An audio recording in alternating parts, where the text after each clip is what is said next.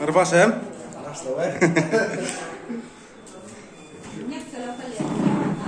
Next, PC. Next khá cầu thấy á. Next. TV가 장난 진짜 되고. TV가 장난이. Next khá blue rồi đấy. Chung ạ.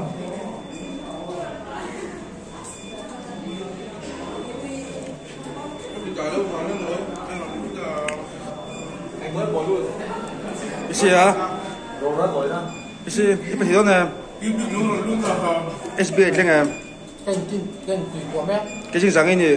Phòng sợi là bao ha. À, nhỏm răng nè chung. Đây cái áp thầy em. Sao lâu à?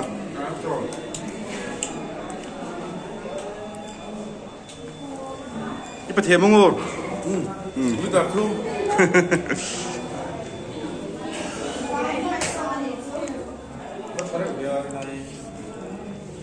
Sang chỗ cả lỗ là phân lớn nữa.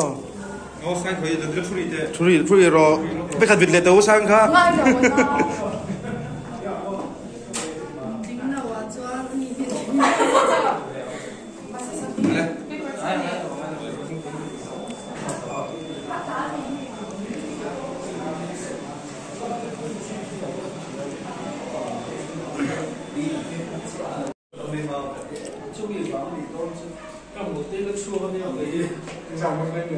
Cái thầy lâu thế.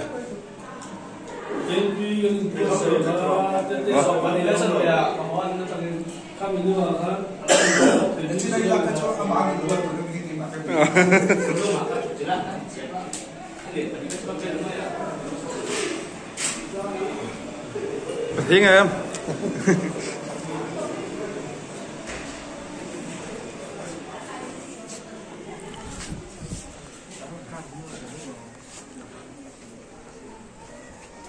Các chụp người đó mình thấy chưa?